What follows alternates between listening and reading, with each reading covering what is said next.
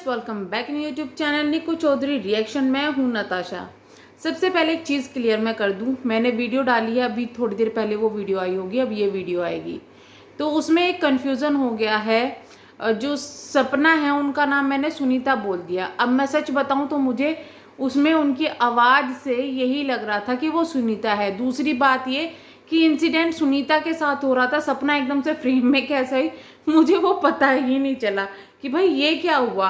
तो इसलिए मुझे लगा कि जो सपना है वो नहीं है, ये सुनीता है। सुनीता की ही आवाज़ लग रही थी क्योंकि बोलने का तरीका भी दोनों का एक जैसा है, लेकिन वो निकली सपना। बड़ी अजीब सी सब बात हुई। हाँ, तो उसके बाद में वीडियो देखने के बाद में जो मतलब मैंने तो वीडियो पहले ही बना दी थी, उसके बाद सपना की वीडियो आई, उसे देखने के बाद में कन्फ्यूज़न थी क्या मैं वीडियो डालूं या ना डालूं।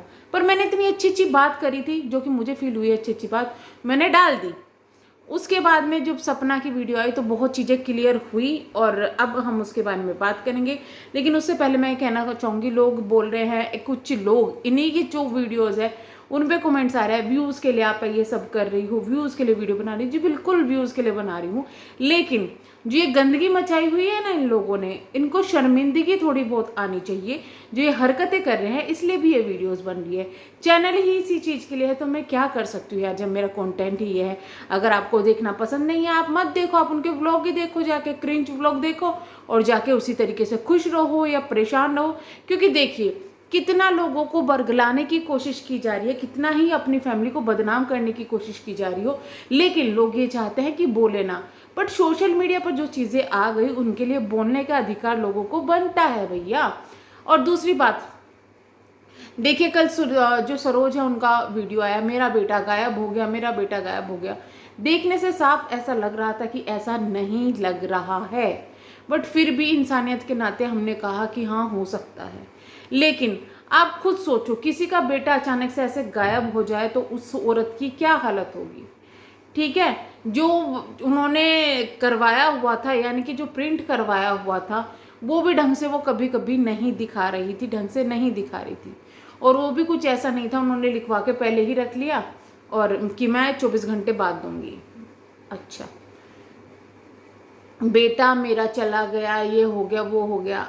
इन्होंने अपनी हरकतें नहीं बताई। मैंने कल भी वीडियो में बोला था कि जो ये वीडियो सुना रही है ना, ऑडियो सुना रही है, उसमें झोल है, इसमें एक तरफा बात हो रही है और उसमें साफ ये पता चल रहा था कि दूसरी तरफ की बात को काटा जा रहा है।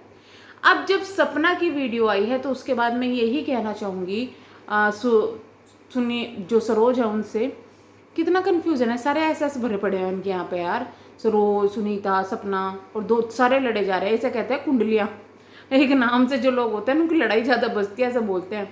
हाँ जी, तो क्या हुआ कि भाई आ गई वीडियो सपना की, सपना ने खोल दी पोल और उसमें लैंग्वेज भाई साहब आपके बेटे की। मैं एक बात कहती हूँ सरोज जी, आपको जिस तरीके की आप परवरिश दे रही है ना अपने बच्चों को, बेटी की आपकी मैं बात नहीं करूँगी, बेटी मुझे बहुत समझदार लगती है, लेकिन स्पेशल आपके बड़े बेटे की बात करूँगी। जिस तरीके की आप परवरिश दे रही है ना, जिस तरीके की लैंग्वेज को सपोर्ट कर रही है, जिस तरीके की लैंग्वेज उसकी बुआओं के लिए बुलवा रही है, ये चीज़ें आपको फ्यूचर में बहुत भारी पड़ जाएंगी। तो संभल जाओ, कहीं ऐसा ना हो कि दूसरा कालू निकल जाए आपका बेटा। बुरी लगेगी ये बातें, लेकिन ये सच है। जिस बच्चे को ज़्यादा सर पे चढ़ाया जाएगा, जिसकी गलतियों को सराहा जाएगा, जिस बच्चे से अपने रिश्तेदारों को, पड़ोसियों को गाली पड़वाई जाएगी, गंदा बुलवाया जाएगा, उस बच्चे को ये मत सोचना कि वो आपके फेवर में कभी रहेगा। वो फ्यूचर में आपको भी ऐसा ही करेगा, क्योंकि उसको आदत पड़ चुकी होगी इन चीज़ों की। एक बुआ को ये जो शब्द हैं, ये बोलने का मतलब क्या बैठता है।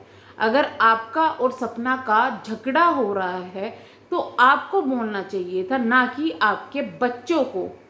इतना बड़ा हो गया है आपका बच्चा कि अपनी बुआओं के लिए ऐसे शब्द यूज करे, शर्म नहीं आती। और आप उस पर भी दूसरों को एलिगेशंस लगा रहे हो। क्या आपको ऑडियो चलाते हुए इतना नहीं पता चल रहा था कि जनता बेवकूफ़ नहीं है? आपको ऑडियो चलाते हुए इतना एहसास नहीं होता दूसरा भी रिकॉर्डिंग कर सकता है? और एक चीज़ और नोटिस करने की है, मैंने कहा था कि शायद व्हाट्सएप रिकॉर्डिंग है, व्हाट्सएप जो है, लेकिन इनकी जो बातें थी वो कॉल पर थी। व्हाट्सएप पे तो क्या होता है, एक वॉइस मैसेज भेज दिया फिर दूसरा। मुझे लगा कि वॉइस मैसेज भेजे हुए हैं उनको सुना रहे हैं, लेकिन यहाँ पे क्या था, यहाँ पे कॉल रिकॉर्डिंग हुई थी, कॉल पर बात हुई थी, और कॉल रिकॉर्डिंग में बकायदा काट काट के क्लिप रखी गई थी, काट काट के वॉइस रखी गई थी सुनाने के लिए पब्लिक को। यानी कि प्री प्लान, जो इंसान परेशान होता है, जिसका बच्चा गायब हो जाता है, वो इतना प्री प्लान किसी चीज़ को कर सकता है, समझ में नहीं आ रहा। तीसरी चीज़ ये, जब अरमान मलिक कुछ बोल ही नहीं रहे, अरमान मलिक इन चीज़ों के बीच में ही नहीं है, तो किस बेस पर अरमान मलिक का नाम आपने बीच में लिया? वो तो बोल ही नहीं रहे हैं, और शायद वो अगर बोलेंगे तो सब ये लोग चुप हो जाएंगे। मैं तो कहती हूँ कि अरमान मलिक ने बहुत गंदा प्लेटफॉर्म दे दिया है अपने परिवार को। इतनी बेइज्जती की जा रही है, इतनी बेइज्जती की जा रही है। एक तो बेचारी की वैसे ही बिग बॉस में जाके किरकिरी हो गई, ऊपर से यहाँ ये लोग नहीं मान रहे हैं। भाई कितनी बेशर्मी, कितनी बेशर्मी। हमारे यहाँ ये नहीं चलती चीज़ें जो आपके यहाँ चल रही है, और ये चीज़ें क्या आगे रूप लाएगी आप इसको समझ भी नहीं सकते। आप अपने बच्चों को गलत में साथ दे रही हो और आप बोलते हो कि दुनिया गलत है। अब तक कालू गलत है, कालू गलत है, ये गलत है, वो गलत है, आप बातें बोलती थी, लेकिन अपने बेटे की कभी बातें बताई? और ऐसे बेटे पर आप यकीन कर सकते हैं? पब्लिक से पूछना चाहूँगी मैं, जो ऐसा बेटा हो, इतनी गालियाँ देता हो, इतनी बदतमीजी करता हो अपने बुआओं के साथ, ये पहली बार तो नहीं है, पहले भी इसने की है। तुझे वहीं आके कर दूंगा। भाई तू क्या कर लेगा? वो बोलते 10 आदमी खड़े कर लेगी जब भी। भाई तू मच्छर है, मच्छर, इतना मत कूद। वो एक थप्पड़ मारेंगे ना तो तू वहीं गिर जाएगा, इतना मत कूद। सच में इतना ज़्यादा बुरा लग रहा है, कोई भतीजा अपनी बुआ के साथ इस तरीके का बिहेव कर सकता है? कैरेक्टर पर बोल रहे हो तुम, कैरेक्टर पर। और अब जब तुमने बोला है तो तुमने अपनी माँ के लिए क्या क्या सुना, क्या क्या सुना तुमने अपनी माँ के लिए? तुम खुद इतने लोगों को बोल कर रहे हो कि पोक करे जा रहे हो, पोक करे जा रहे हो। ये पुलिस वाले के साथ थी, इससे पब्लिक को क्या लेना, वो किसी के साथ हो या ना हो, भैया पब्लिक को कोई मतलब नहीं है। लेकिन तुम लोगों को डिफेम करना है। तुम लोग ये चाहते, तुम उन लोगों में से हो कि जो दुनिया में ऐसी सोचते हैं कि सब मर जाए बस सब मुझे मिल जाए। तुम ये चाहते हो कि सबके चैनल बंद हो जाए बस मुझे मिल जाए।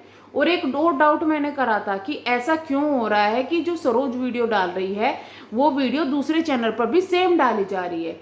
तो वहाँ पर भी सपना ने खुलासा कर दिया कि ये लोग मिले हुए हैं, ये व्यूज़ के लिए चीज़ें कर रहे हैं, व्यूज़ के लिए वीडियोज़ इस तरीके से डाल रहे हैं।